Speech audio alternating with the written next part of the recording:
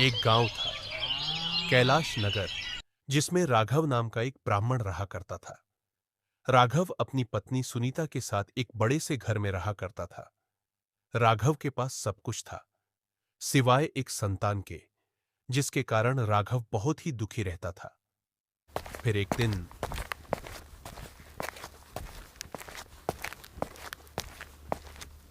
अरे राघव कहाँ जा रहा है? बस चाचा जी खेतों तक जा रहा था। अच्छा, चल ठीक है। वहां से आते हुए मेरे भी खेत देख कर आना। वह सही सलामत तो है ना? पास ही कुछ बच्चे खेल रहे थे, जिन्हें देखकर राघव बहुत ही दुखी हो जाता है। देख राघव, मैं तो यही बोलूंगा, इतना दुखी होने की कोई जरूरत नहीं है। तू एक बच्चे को ही गोद ले ले। वैसे भी तेरे पास धन की तो कोई कमी नहीं। हाँ चाचा जी, मैं भी यही सोच रहा था। लेकिन उससे पहले मेरी एक बात मानकर देखो। हाँ बोलिए ना चाचा जी। पास के गांव में एक बाबाज रहते हैं जो भविष्य बताते हैं। तू मेरी सलाह मान, एक बार उनके पास तो जाकर देख, शायद उन्हीं से तेरा कुछ भला है। ठीक है चाचा जी, जब आप कह रहे हो तो एक बार उन बाबा जी के आश्रम भी जाकर देख लूंगा। कुछ देर बाद राघव अपने घर आता है। अरे सुनीता, ओ सुनीता, कहाँ हो? जल्दी इधर आओ। अरे क्या हुआ? इतना क्या चिल्ला रहे हो? बताइए क्या हुआ? सुनीता, मैं चाचा जी के पास गया था और उन्होंने एक चमत्कारी बाबा बताए। अंकल, हम उन्हीं के आश्रम चलेंगे, ठीक है? ठीक है।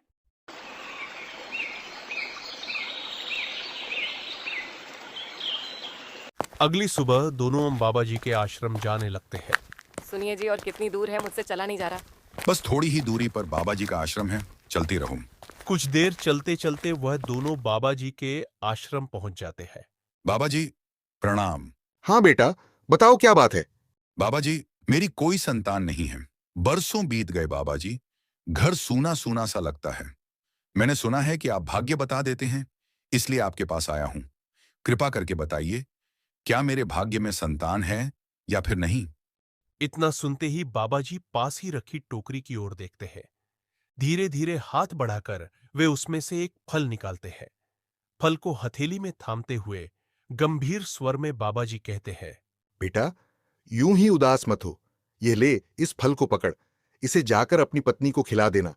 ईश्वर की कृपा से तेरे घर अवश्य ही एक संतान का जन्म होगा। तेरा आंगन खुशियों से भर जाएगा। धन्यवाद बाबा जी। यह कहकर दोनों अपने घर लौट आते हैं।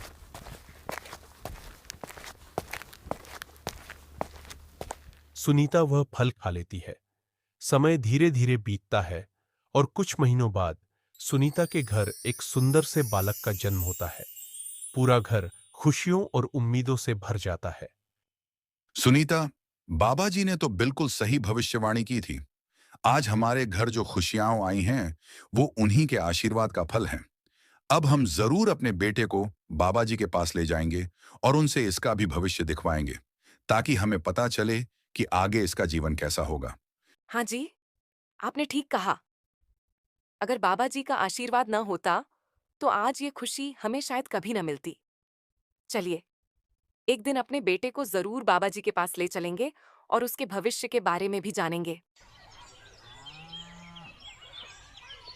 कुछ महीने बीत जाते हैं और अब उनका बेटा पूरे 5 महीने का हो जाता है।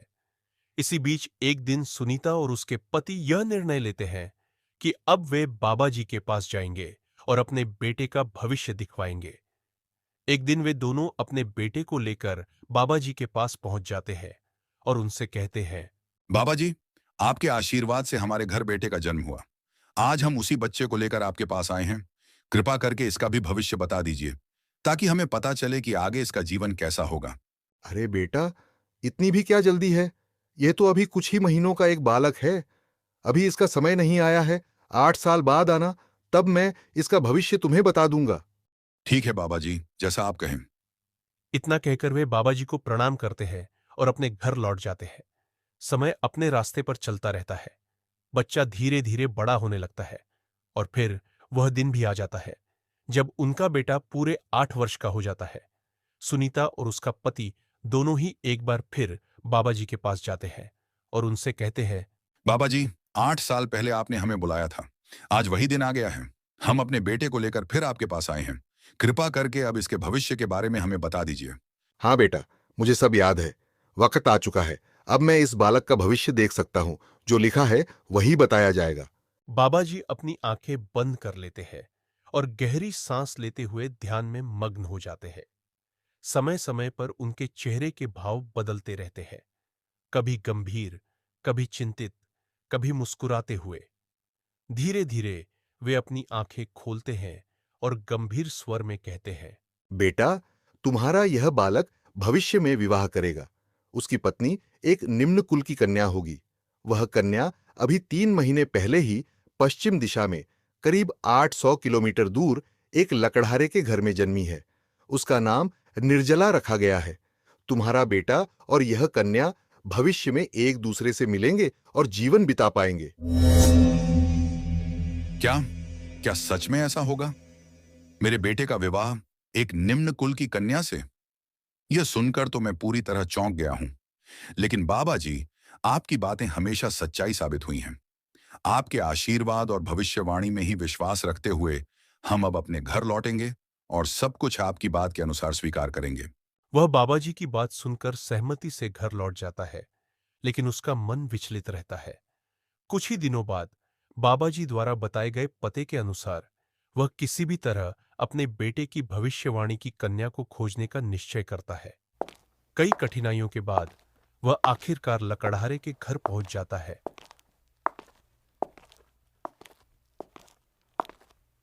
कोई है घर में?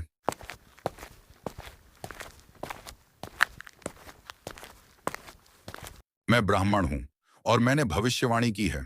तुम्हारे घर में 2 महीने पहले एक कन्या का जन्म हुआ है। यही कन्या आगे चलकर तुम्हारे घर का विनाश करेगी। यह तुम्हें और तुम्हारे पूरे घर को सर्वनाश के रास्ते पर ले जाएगी। इसलिए मैं तुम्हें चेतावनी देने आया हूं। किसी भी तरह उस कन्या से छुटकारा पालो। अगर ऐसा नहीं किया तो याद रखना, न घर बचेगा और न तुम। लेकिन बाबा जी, मेरी बेटी तो अभी सिर्फ 2 महीने की है। वह तो कुछ समझती भी नहीं। मैं उसे किसी को कैसे सौंप सकता हूं? वह मेरी जान है, मेरे जीने की वजह है। कृपया मुझ पर दया कीजिए और मुझे इस बड़ी समस्या से निकलने का कोई रास्ता बताइए बाबा जी। बेटा, इस पर मैं अब कुछ नहीं कर सकता। आगे जो होना है वह तुम्हारे ही हाथ में है। जो करना है तुम्हें ही करना होगा। मैं अपना कर्तव्य निभा चुका हूं। अब मैं चलता हूं।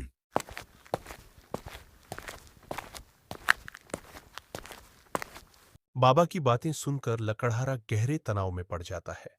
उसका मन लगातार उलझा रहता है। वह सोचने लगता है कि अब वह क्या करे। दिन रात इसी भेड़-बुन में बीतने लगते हैं। तभी एक रात उसके मन में एक भयानक विचार जन्म लेता है। वह अपनी मासूम बेटी को लेकर घर से निकलता है, उसे एक टोकरी में सुलाता है और भारी मन से नदी के किनारे जाकर उसे बहते पानी में छोड़ देता है। हे भगवान, मेरी इस मासूम बेटी की रक्षा करना। इतना कहकर लकड़हारा वहां से धीरे धीरे अपने घर की ओर चल देता है, मन में भारी बोझ और बेचैनी लिए हुए।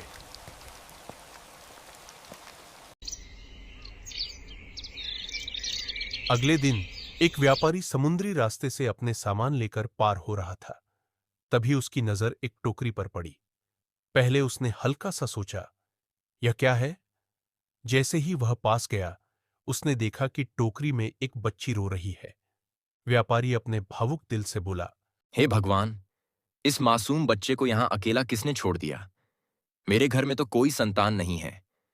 क्या यह आपके द्वारा मेरे लिए दिया गया कोई आशीर्वाद है? शायद हाँ, यही आपका वरदान है। व्यापारी उस मासूम बच्ची को लेकर अपने घर की ओर चल देता है, मन में खुशी और आशा लिए हुए।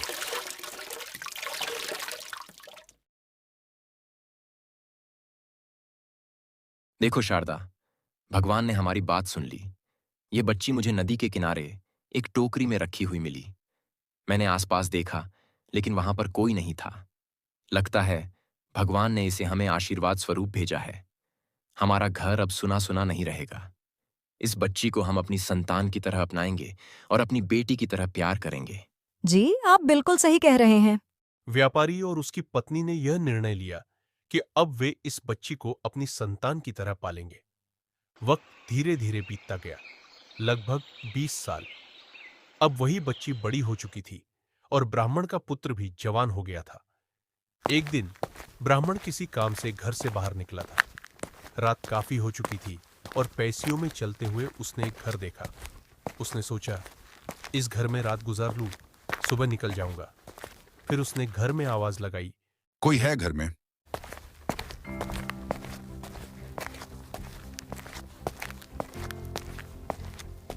दरअसल मैं ब्राह्मण हूं। मैं किसी कार्य से गांव से बाहर गया था, लेकिन लौटते लौटते काफी रात हो गई। तो मैंने सोचा कि आपके यहाँ विश्राम कर लूं और सुबह होते ही घर वापस चला जाऊं। ब्राह्मण जी, क्यों नहीं, आप बिल्कुल यहीं रुक सकते हैं। हमारा घर आपका स्वागत करता है।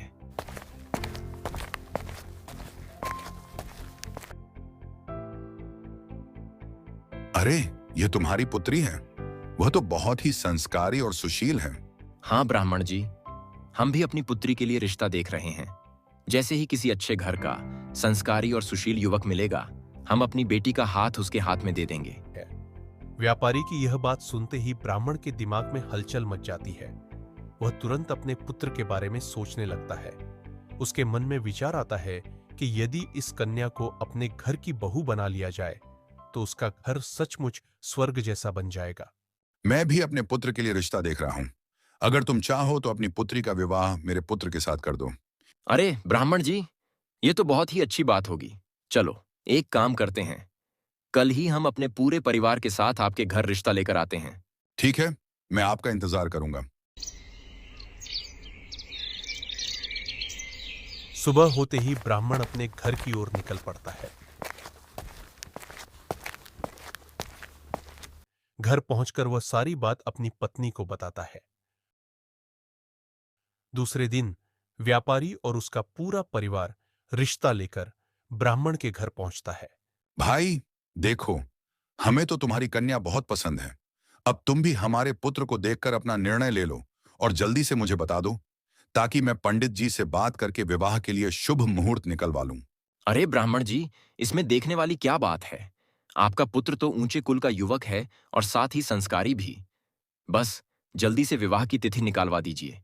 इस प्रकार दोनों का विवाह संपन्न हो गया। सारा परिवार खुशी खुशी एक साथ रहने लगा। इस घटना से यह स्पष्ट हो गया कि जो कुछ भी भाग्य में लिखा होता है वह अवश्य पूरा होता है। किसी की मेहनत, चिंता या झिझक उसे बदल नहीं सकती। अंततः हर व्यक्ति को अपने भाग्य के अनुसार ही परिणाम मिलता है और सब कुछ अपने समय पर ही सही ढंग से संपन्न होता है।